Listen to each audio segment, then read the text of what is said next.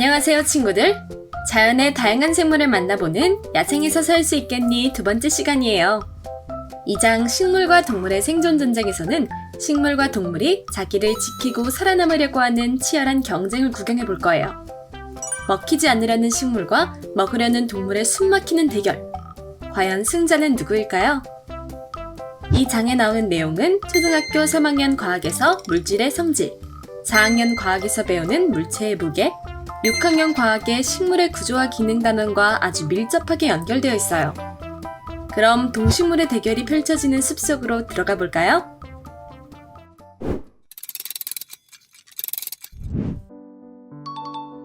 친구들도 잘 아는 것처럼 동물은 식물 없이 살 수 없어요. 식물이 없으면 초식동물이 사라지고 그러면 초식동물을 먹고 사는 육식동물도 먹이가 없어져 버리니까요. 이렇게 식물은 동물이 살아가는데 가장 중요한 식량이지만 식물 입장에서 보면 조금 달라요. 동물은 자기를 잡아먹는 적이기 때문이죠. 오랫동안 식물은 동물의 공격에 대비해왔어요. 당장 우리 주변을 살펴봐도 금방 알 수 있는 게 바로 가시죠.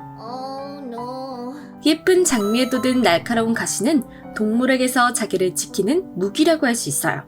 찔레꽃이나 해당화처럼 가시로 무장하고 자기를 지키는 식물은 아주 많아요. 동물은 주로 식물의 잎을 먹기 때문에 식물은 일찍부터 가시로 잎을 보호하기 시작했어요. 장미처럼 굵은 가시도 있고 선인장처럼 좁고 긴 가시도 있죠. 잎 가장자리가 칼처럼 뾰족한 호랑가시나무, 그리고 줄기에 날카로운 털이 수북한 쐐기풀 등 식물은 저마다의 방법으로 가시를 발달시켜 자기를 보호하고 있답니다. 그렇다고 해서 동물이 순순히 물러난 건 아니에요. 식물을 먹고 살려면 방법을 찾아야 했죠. 예를 들면 기린은 아까시나무 잎을 좋아하는데 아까시나무의 가지에는 길이가 5cm나 되는 큰 가시가 잔뜩 나 있어요. 하지만 기린은 45cm나 되는 긴 혀를 교묘하게 움직이면서 가시를 피해 부드러운 잎을 따먹는다고 해요. 실수로 가시를 먹어도 기린의 입속은 아주 억세서 큰 상처를 입지 않는다니. 뛰는 식물 위에 나는 기린이네요. 가시가 창이라면 식물의 껍질은 갑옷과 같아요. 딱딱한 나무 껍질은 부드러운 속살을 보호해주니까요. 꽃의 밑에 있는 잎사귀 부분을 꽃받침이라고 하는데 꽃받침도 갑옷에 속해요. 꽃이 피기 전에 꽃봉오리를 감싸서 보호해주거든요. 씨앗도 마찬가지예요. 단단한 껍질로 씨를 보호하는 호두처럼 식물은 씨앗의 껍질을 딱딱하고 질기게 만들어서 소중한 씨앗을 잘 보호하고 있어요. 브라질 너트라고 부르는 베르톨레티아 나무의 씨앗은 조개처럼 단단한 껍데기 안에 들어있어요. 그래서 웬만한 동물은 먹을 수 없죠. 하지만 아구티라는 동물은 이빨이 강하고 날카로워서 껍데기를 부수고 씨앗을 먹는다고 해요. 역시 이번에도 동물이 한 수 위 같죠? 아구티는 씨앗을 한 번에 다 먹지 않고 나중에 먹으려고 땅에 묻어두는 버릇이 있어요. 그런데 아구티는 기억력이 아주 나빠서 자기가 씨앗을 묻어둔 걸 잊어버리곤 해요. 그러면 땅에 묻힌 씨앗이 자라서 새로운 나무가 되니까 이번에는 식물이 최후의 승자인 셈이네요.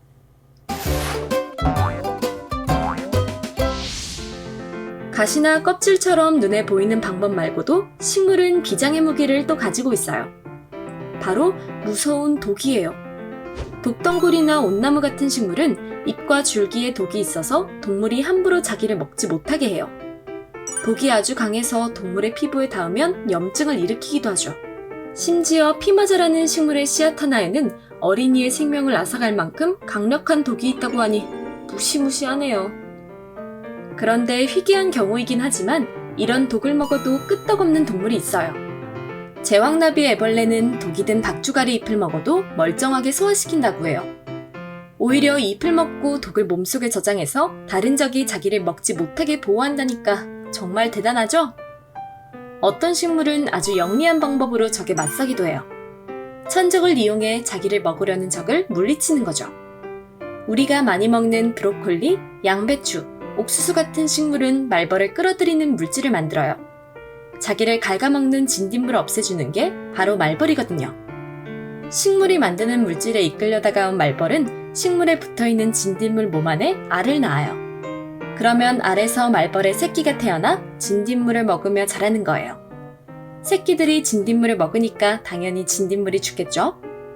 동물에게 당하지 않으려고 더 똑똑한 방법을 쓰는 식물도 있어요. 시계꽃은 자기 잎에 알을 낳으려고 오는 곤충을 감쪽같이 속이려고 곤충의 알을 닮은 노란 돌기를 만들어요. 시계꽃 잎에 알을 낳는 헬리콘나비는 애벌레가 이파리를 마음껏 먹게 하려고 다른 곤충이 알을 낳은 잎에는 자기 알을 낳지 않아요. 그래서 시계꽃은 헬리콘나비 알을 닮은 돌기를 만들어서 다른 나비가 알을 낳은 것처럼 속이는 거죠. 우와, 눈도 없는 식물이 곤충의 알을 어떻게 흉내내는 걸까요? 또 향나무나 은행나무는 해마다 잎의 모양을 바꿔서 동물을 헷갈리게 만들기도 해요. 평소에 먹던 잎과 다른 모양의 잎이 나오면 동물들이 혹시 잎에 독이 든 건 아닌지 의심해서 잘 먹지 않기 때문이래요. 정말 식물들의 생존 전략은 무궁무진하네요.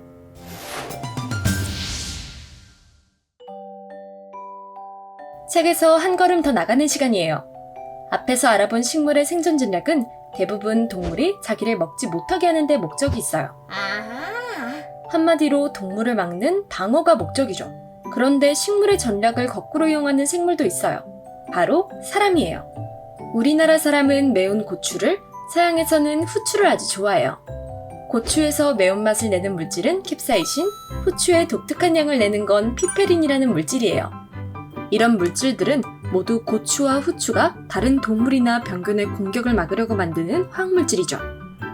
고추나 후추 말고도 향신료로 쓰이는 식물에는 거의 다 이런 목적으로 만든 화학물질이 들어있어요.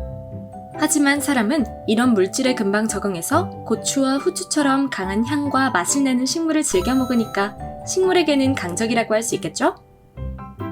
울창한 숲을 거닐고 나면 상쾌한 기분을 느낄 수 있어요. 풀과 나무가 내뿜는 피톤치드라는 물질 때문인데 이 물질에는 세균을 죽이는 성분이 들어있어요. 식물이 해로운 세균으로부터 자기를 보호하려고 만드는 물질이죠. 피톤치드는 세균을 죽이는 향균 효과뿐만 아니라 염증과 스트레스를 줄여주는 효과가 있다고 해요. 그래서 식물에서 피톤치드를 뽑아내 방향제나 향균제 등 여러 가지 생활용품에 사용하고 있어요. 식물이 자기를 보호하려고 만든 물질이 사람에게 도움이 되니까 우리는 좋긴 한데 식물은 조금 섭섭하지 않을까요? 지금까지 식물과 동물의 엎치락 뒤치락 생존 전쟁을 살펴봤어요. 어때요? 서로 살아남기 위한 머리싸움이 정말 치열하죠? 지구에서 생물이 사라지지 않는 한 동물과 식물의 전쟁은 절대 끝나지 않을 거예요. 끝없는 싸움 속에서 자기를 지키는 게 바로 모든 생물의 운명이니까 말이에요. 다음 장에서는 동물과 사람의 이야기를 들어볼 거예요. 귀여운 아기 여우도 나오니까 기대하세요. 그럼 다시 만날 때까지 친구들 안녕!